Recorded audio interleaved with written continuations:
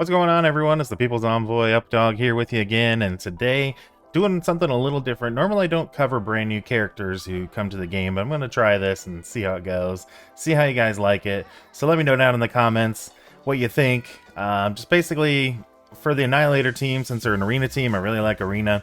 I'm going to cover each new character that comes out, maybe a day or two before they come out, just to give you guys a refresh on what to expect and covering ISO, everything about the characters. So let's get into it here. So for Gladiator, he's going to be coming out on Tuesday, the 6th.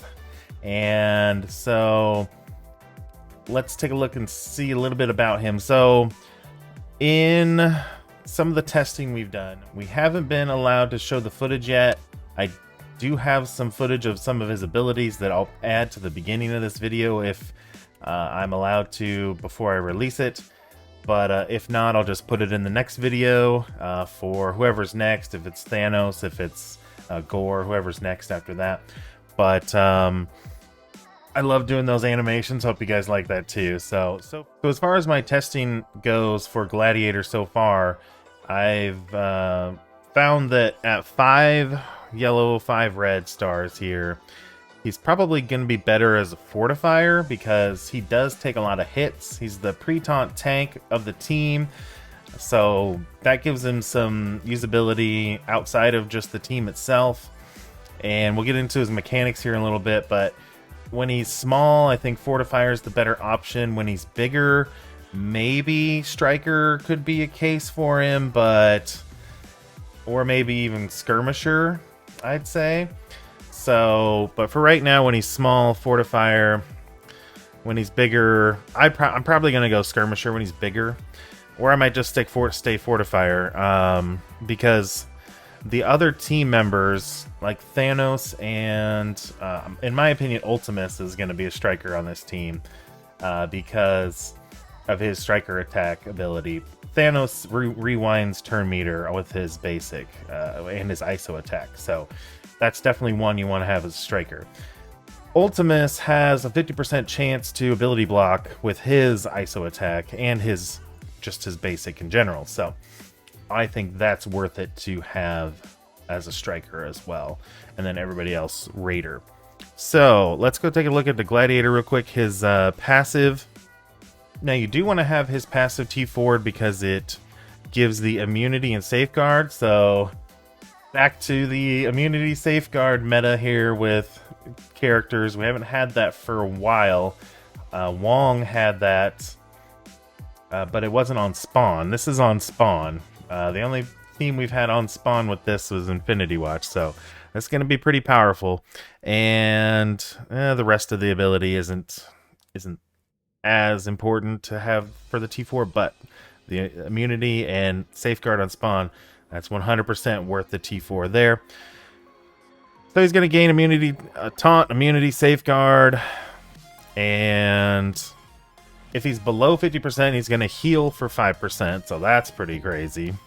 And then one of the other really important parts is if he has 2 Annihilator allies and has 50% or more health, himself or his allies will not be able to gain exposed or vulnerable. So that's going to be huge in not only arena, in everywhere really, but I'm thinking more like it's going to be pretty huge in Crucible as well. So,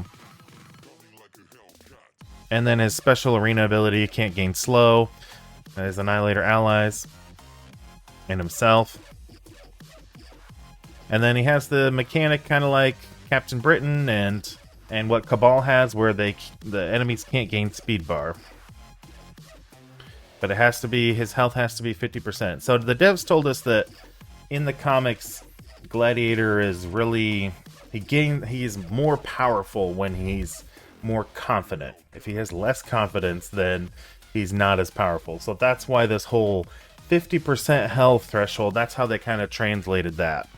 So then his turn 1 ability is going to be this special, and it's a pretty cool animation. Hope you get to see that for this video. If not, like I said, I'll add it in. But clears all barrier, flips all negative effects on self and all Annihilator allies, attacks all enemies, gets more safeguard for the team and himself.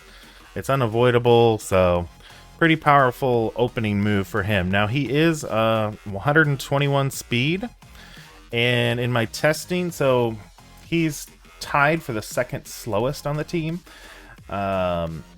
In my testing, so Ultimus has a speed of 121 as well, and so in my testing, it's kind of a coin flip. Like Gladiator either goes 4th or 5th, and Ultimus either goes 4th or 5th. So now, if there's a taunt on the enemy side, Ultimus will go a lot sooner because of his passive. But yeah, pretty strong opening ability. His turn 2 ability is his ult, and it's a single target damage, but there's some cool stuff going on here. If he falls below the 50% health, he gains barrier.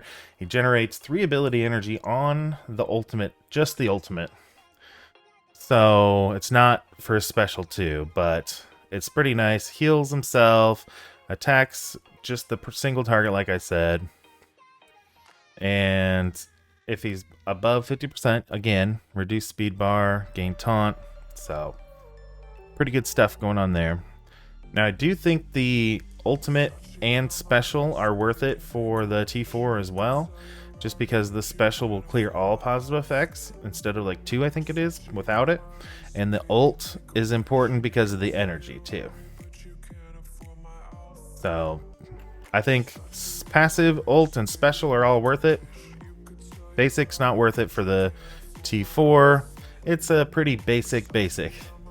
So yeah, it's okay, but could be better, but he's already doing a lot for the team. So, and in case you didn't know, he is going to be 3 pieces for Gear 19 if you're looking at taking him into DD7. He's bio.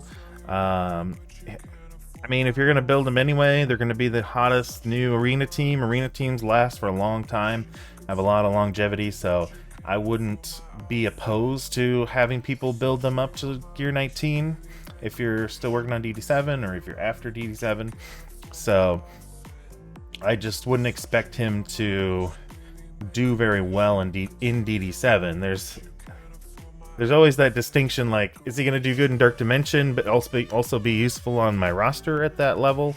Or is he going to be bad in DD7, but is he still going to be great everywhere else? Like, I've taken some characters like that for DD7, so I would say he's worth it. Just don't expect a lot from him in DD7, because you're going to want, like, Kang and probably Eternals or Vol or something in there as well to help you carry through. They're not that hard of nodes, but also you may want to think about bringing the other Annihilators as well. So Thanos and Gore into Cosmic. And maybe Surfer. He's kind of expensive. Wouldn't be a bad choice just because you'll be able to get good use out of him other places in the game. But just don't expect him to do a lot, like I said. So hope that helps. Hope you enjoyed this video. Thanks for watching. Appreciate it so much. And until next time, make sure you spend those resources wisely, and we will see you around.